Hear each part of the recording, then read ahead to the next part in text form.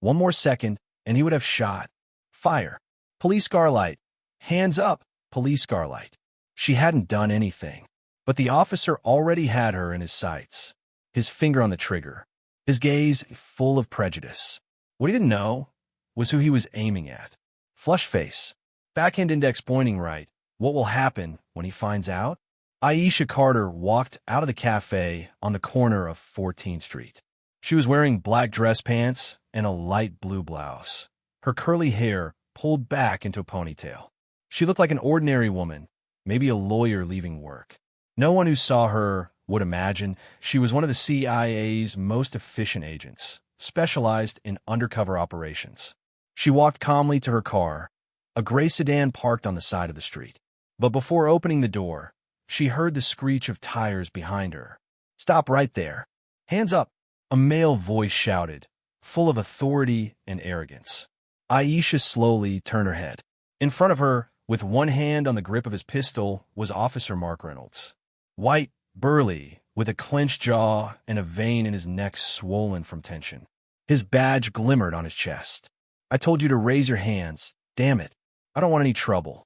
Aisha felt her heart pounding hard.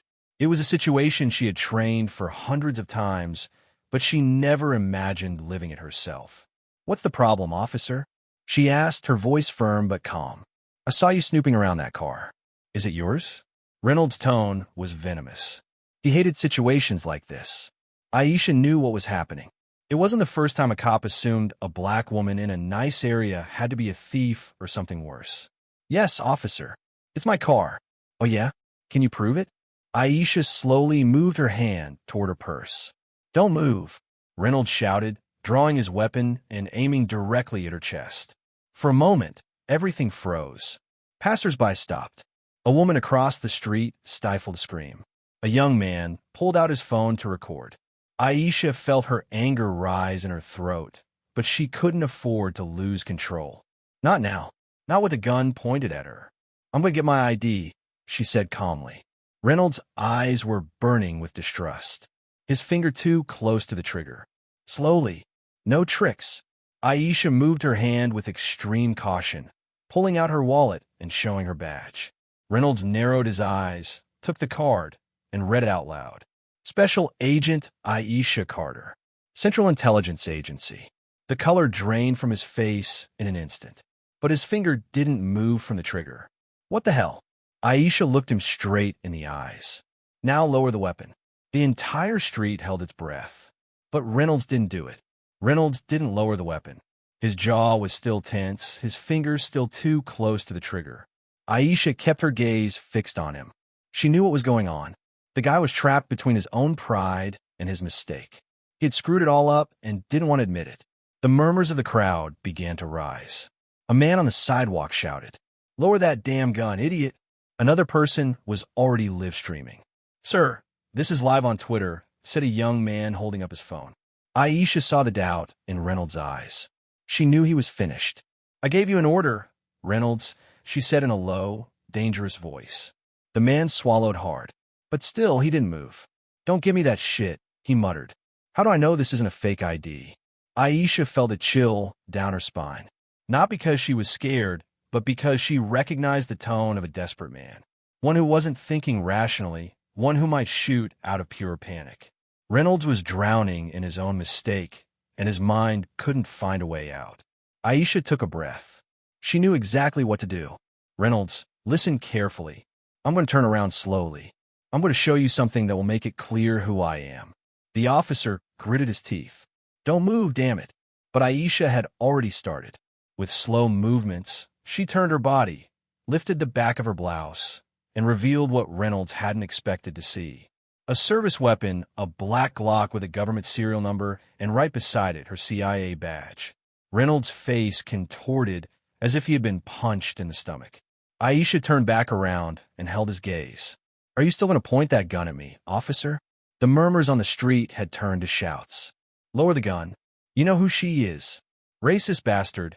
You pointed the gun just because she's black." The young man's phone was still recording. The tension was like a pressure cooker about to explode. And at that moment, sirens were heard. A patrol car screeched to a halt. Two police officers rushed out. One of them, Captain Luis Mendoza, recognized Aisha immediately. What the hell is going on here? Reynolds, his face red and his gaze wavering, slowly lowered his weapon. Aisha exhaled the breath she had been holding, but it wasn't over. Not for her. Not for Reynolds. Not for the crowd who had just witnessed it all. Mendoza approached. His gaze shifted from Reynolds to Aisha, then to the phone's recording. Agent Carter, are you okay? Yes. But he isn't. She nodded toward Reynolds. Captain Mendoza understood immediately. Reynolds, come with me. Now. But before he could move, Aisha stepped forward. Not so fast. Everyone fell silent. This guy just put a gun in my face because his prejudice told him I couldn't own this car. Mendoza swallowed hard. He knew things were about to get ugly. Reynolds, his face drenched in sweat, holstered his gun and ran a hand through his hair. He looked around and saw the inevitable. He was ruined. Aisha looked at him with a mix of rage and coldness. Tell me, officer, what does it feel like to have a gun pointed at your life and know that the person on the other side could pull the trigger at any moment? Reynolds didn't answer, but he didn't have to. Aisha already knew the answer. This isn't over, she said, and it wasn't. Mendoza looked at Aisha with a mixture of discomfort and respect. He knew the situation was a disaster. He knew the cameras were rolling, that the video was already going viral on social media, and that in a matter of minutes, the Washington, D.C. Police Department would be in flames. But what worried him most was Aisha. She wasn't just any citizen, she was a CIA agent. And when the CIA had a problem, they didn't solve it with press releases. They solved it with action. Agent Carter, I assure you the department will investigate this. Aisha interrupted him. I don't need the department to investigate anything. What I need is for this idiot to face the consequences. The crowd kept growing. Some were recording, others were arguing among themselves. But everyone was waiting to see what would happen next. Reynolds was still pale. His lip trembled, but his ego still wouldn't allow him to accept that he had messed up. Don't play the victim, Carter, he muttered, venom dripping from every word. If you'd cooperated from the start, none of this would have happened. A deathly silence fell over the street. Aisha looked at him with a coldness that could cut through the air. Cooperate? That's what I said. Mendoza closed his eyes for a moment, as if he had just witnessed a man digging his own grave. Aisha stepped forward. You mean if I had lowered my head, if I hadn't defended myself, if I'd let you treat me like trash, everything would have been fine? I'm just saying it wouldn't have been necessary. No, don't say it wouldn't have been necessary. Say it like it is. Aisha leaned in slightly, her eyes burning with pure fire. What you mean is, if you were white, this wouldn't have happened. Reynolds opened his mouth, but nothing came out. Captain Mendoza stepped forward and did what he knew he had to do. Officer Reynolds, you are suspended from duty with immediate effect. The officer froze. What? Give me your badge and your weapon. You can't do this, Luis. I can and I am. The murmurs from the crowd turned into cheers. Yeah, hell yeah, that's justice. They should fire him right now. Racist piece of shit, there's what you deserve.